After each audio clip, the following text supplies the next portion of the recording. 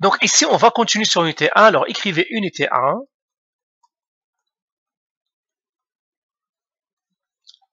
Leçon 1. Suite.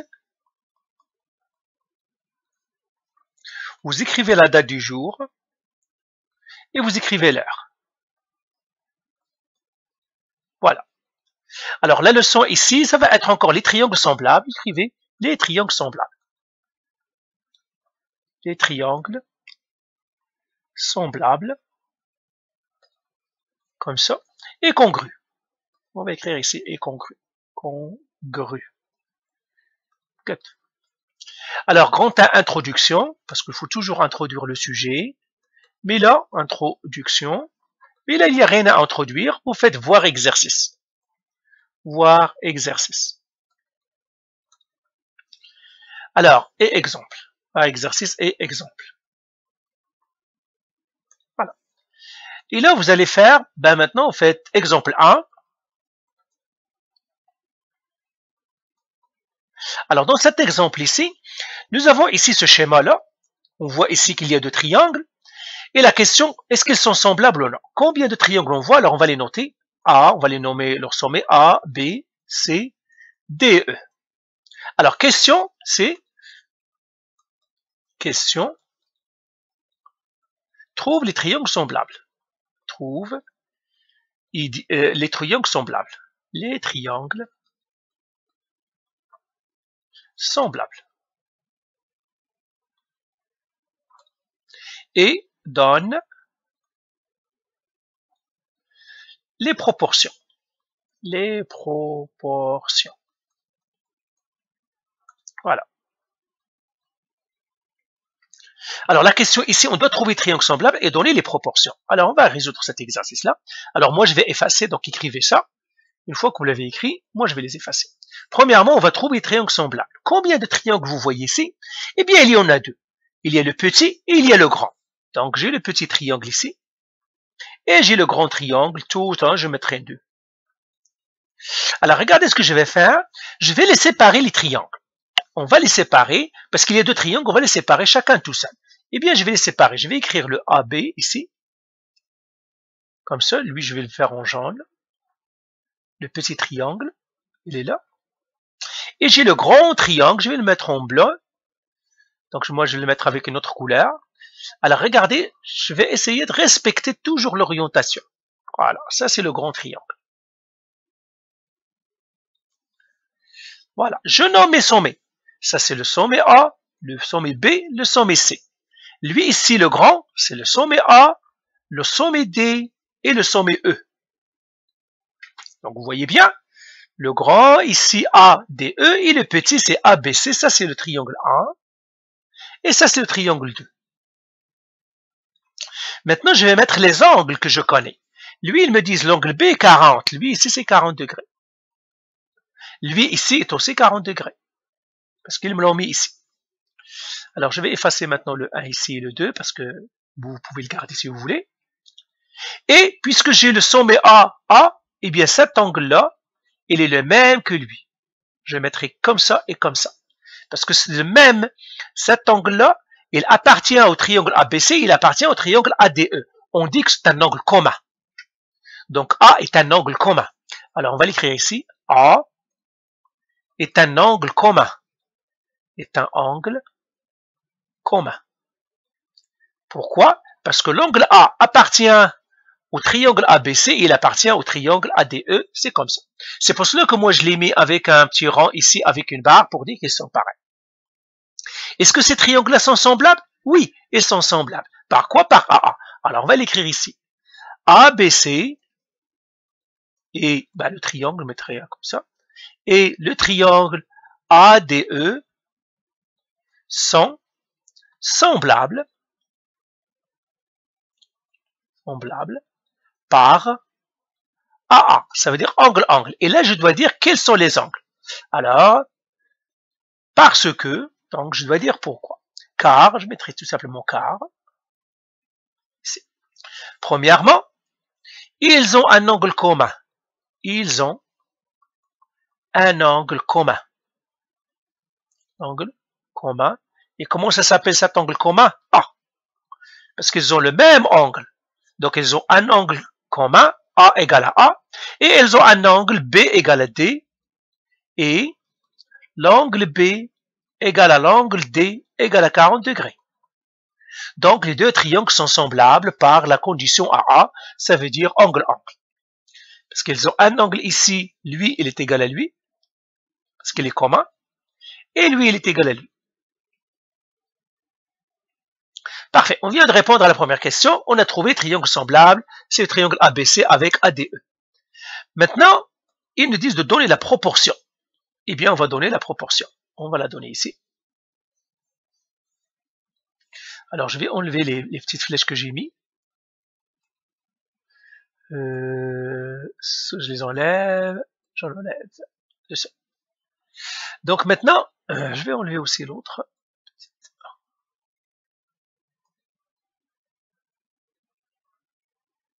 Ici. Ça. Voilà. Maintenant, trouver les proportions. J'écris ici, trouver les proportions. Les proportions. Alors, les proportions, c'est les rapports. Les proportions. Et vous les connaissez déjà parce que c'est quelque chose que vous avez vu en 8e. Ben maintenant, je vais commencer par le triangle ABC. Donc, j'écris ABC, AB, le côté AB sûr. Alors, ce côté AB, à quoi il correspond? Le AB correspond à AD. Ça se voit que AB et AD sont homologues, donc j'écris sur AD. Égal. Maintenant, le côté AC. À quoi correspond le côté AC? Lui, le côté AC correspond au côté AE.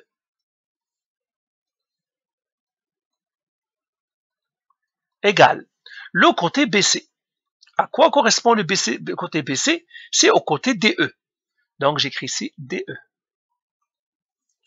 Donc, le côté DE. Voilà. Eh bien, c'est ça ma proportion. Donc, c'est la proportion. Voilà, je l'ai répondu à la question. Maintenant, partons à un deuxième exercice. J'ai maintenant cette situation. Je vais nommer mes sommets encore. Ça, c'est A, B, C, D et E. Ici, combien de triangles je vois? Encore une fois, je vois deux triangles. Alors, ces deux triangles-là, eh bien, je vais les séparer encore pour que ça soit plus visible pour moi. Je vais les séparer. Donc, je trace ça, chaque triangle tout seul. Je vais tracer le petit ici. Donc, j'ai deux triangles, le petit triangle et le grand triangle. Comme ça. Alors, le petit triangle, je vais le tracer ici. Je vais respecter l'orientation. Il est comme ça. Il est comme ça. Ça, c'est le petit. Je trace le grand, mais avec du blanc.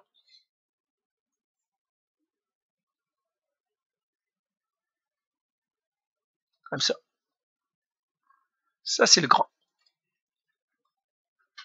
Alors, je fais les sommets. A, B, C. Lui, c'est A, D, E. Donc, vous voyez, j'ai respecté tout simplement. Ça, c'est le triangle 1, ça, c'est le triangle 2. Maintenant, je vais faire les angles. Je vois ici que j'ai un angle droit. L'angle C est un angle droit. Donc, j'écris l'angle C est un angle droit. L'angle E est un angle droit. Donc, j'écris l'angle E est un angle droit. Et l'angle A est commun. Pourquoi? Parce que l'angle A appartient au triangle ABC, il appartient au triangle ADE. Donc, c'est pour cela que je vais mettre ici une coche ici, une coche ici. Maintenant, est-ce que le triangle ABC et ADE sont semblables? Oui. Par quoi? Par AA. Alors, je l'écris ici encore. Les triangles ABC et le triangle ADE sont semblables. Sont semblables. Je peux l'écrire aussi comme ça, triangle ABC semblable au triangle ADE. C'est la même chose parce qu'on a dit le wave, ça veut dire semblable. Pourquoi? Car, par AA, sont semblables par AA, car ils ont un angle commun. Ils ont un angle commun. A, l'angle A. Deuxième chose, tous les deux, ils ont un angle de 90 degrés. Lui, c'est un angle droit, ça veut dire 90 degrés, lui 90 degrés. Deuxièmement, l'angle C est égal à, est congru à l'angle E égal à 90 degrés. Donc, ils sont semblables par A parce que j'ai deux angles, chacun a deux angles égaux à deux angles de l'autre. Voilà. Donc, j'ai prouvé que les deux triangles sont semblables. Parce que toujours, quand on a des triangles semblables, on doit prouver. On doit dire, par exemple, qu'ils ont un angle commun, un angle droit, etc., etc. Maintenant, je dois répondre à l'autre question, c'est donner les proportions. Eh bien, je vais effacer encore ça et je donne la proportion. Les proportions, même chose ici. Je dis, par exemple, AB, il correspond à quoi? Donc, j'écris AB, la mesure de AB sur, quel est l'homologue de AB? C'est AD. Donc, j'ai fait sur AD.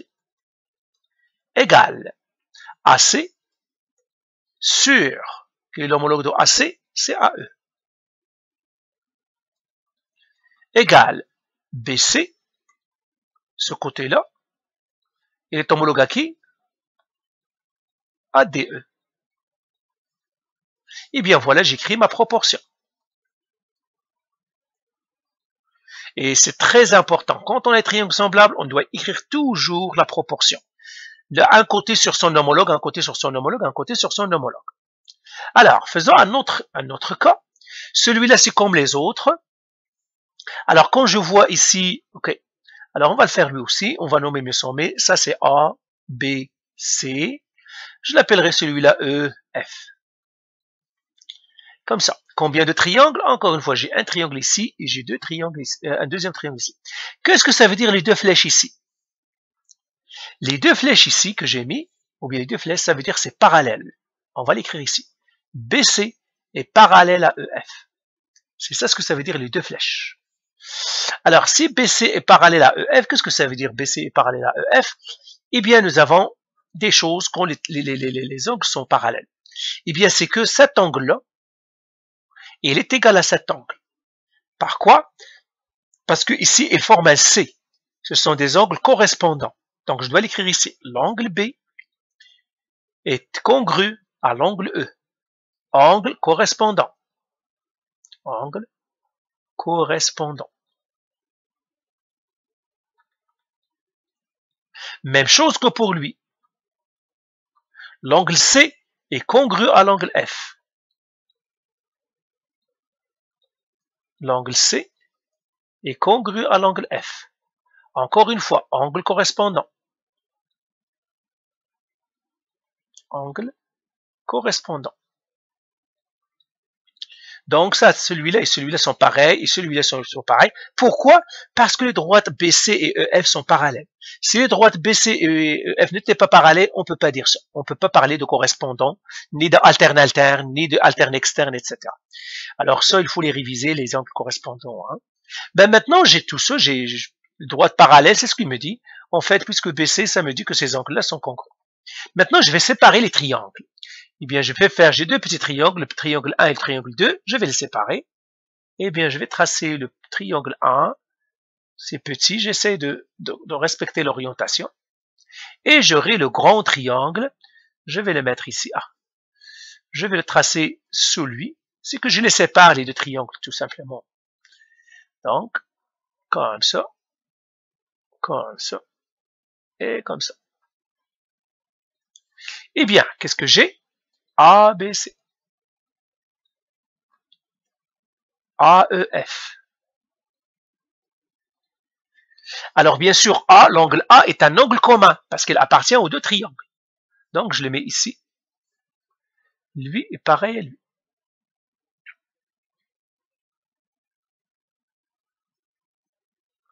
C'est un angle commun. J'ai l'angle B, il est égal à l'angle E. Pourquoi? Parce que les parallèles, les droites sont parallèles, donc je les mets. Je mets une barre noire pour dire qu'ils sont égaux. L'angle C, je mets une barre noire avec, c'est-à-dire un arc noir avec une barre noire, comme ça. L'angle F est ça. Est-ce que les deux triangles sont semblables? Ben oui. Donc j'écrirai ici, le triangle ABC est semblable au triangle AEF, car par AA. par A. Toujours, on doit dire la condition. Car l'angle A est commun. Car, donc on va faire ici premièrement, car ils ont un angle commun A. Un angle commun A. Deuxième condition, l'angle B est isométrique, c'est-à-dire égal à l'angle E, car ce sont des angles correspondants et la droite BC est parallèle à la droite EF. Voilà.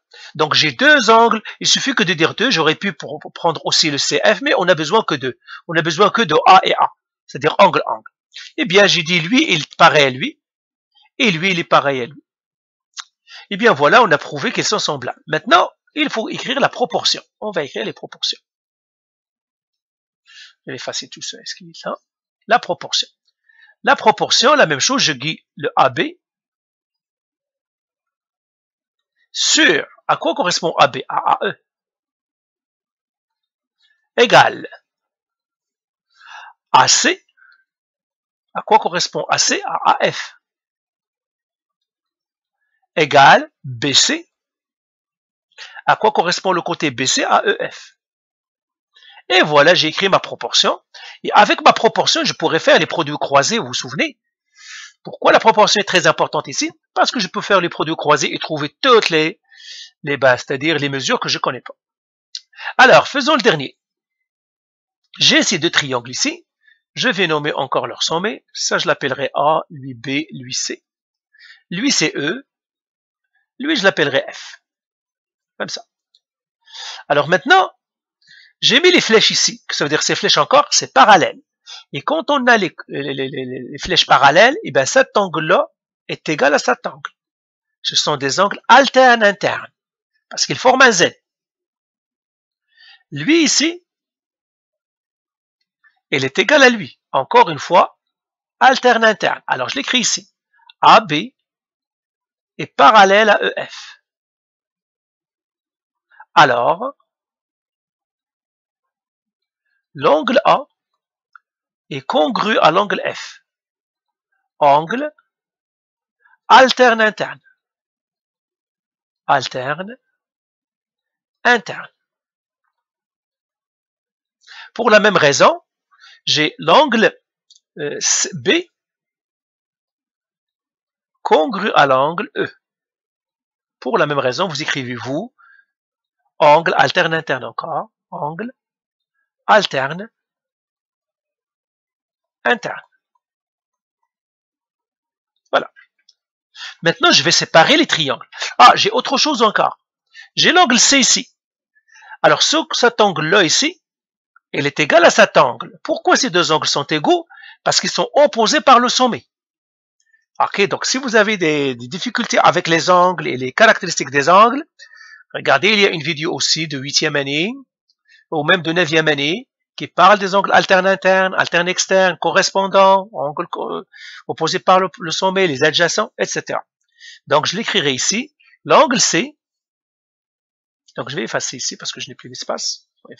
Moi je vais effacer. L'angle C, c'est-à-dire lui ici, cet angle-là, l'angle ACB est isométrique à l'angle ECF. Ce sont des angles opposés par le sommet. Ce sont des angles opposés par le sommet.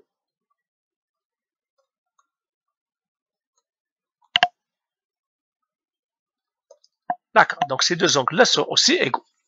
Alors maintenant, qu'est-ce qu'on va faire? On va séparer les triangles. Alors, j'ai deux triangles, le triangle haut et le triangle bas. Donc, je vais les séparer. Eh bien, on va tracer le premier avec du jaune. Il est là. En fait, ils sont déjà séparés, mais quand même, on va les séparer encore. Et j'ai l'autre triangle. Il est là.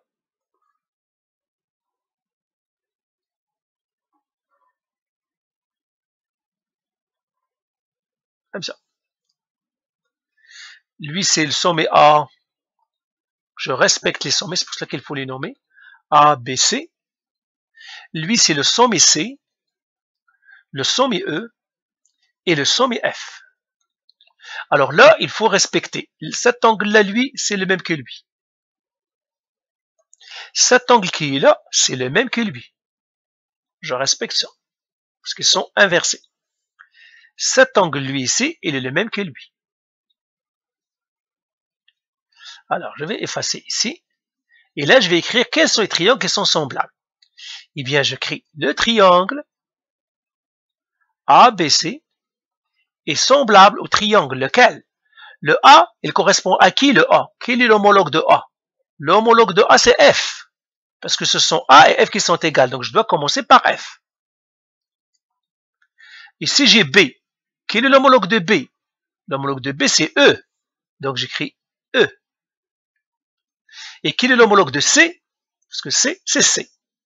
Donc, le triangle ABC est semblable au triangle FEC. Pourquoi?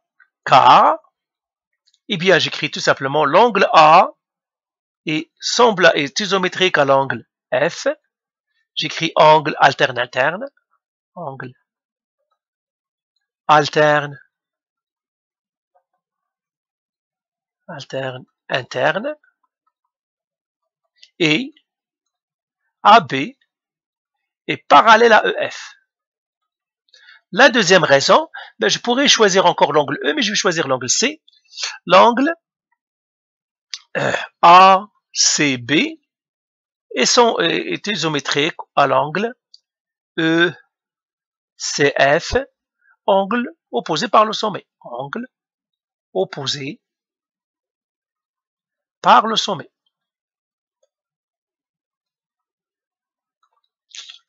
Voilà.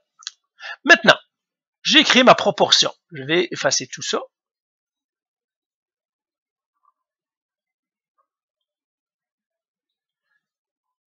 Donc ça c'est E, comme ça. Maintenant je vais effacer les flèches que j'ai mises. Je vais remettre mes choses. Lui c'est F. Et je vais essayer d'envoyer. C'est ça. Parfait.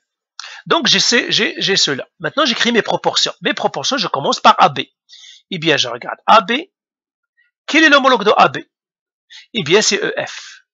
Lui, ici, je dois remettre les deux flèches. AB, son homologue, c'est EF.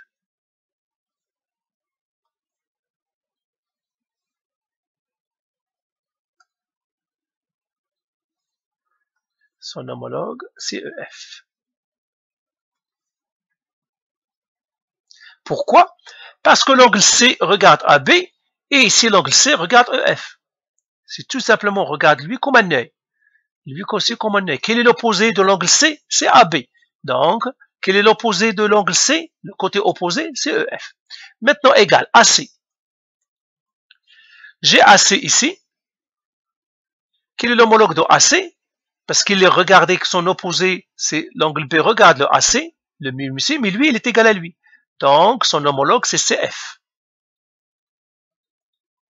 Égal. Qu'est-ce qui reste? Il reste BC. Eh bien, le côté BC, qu'est-ce qui lui reste? C'est CE. Donc, CE. Voilà.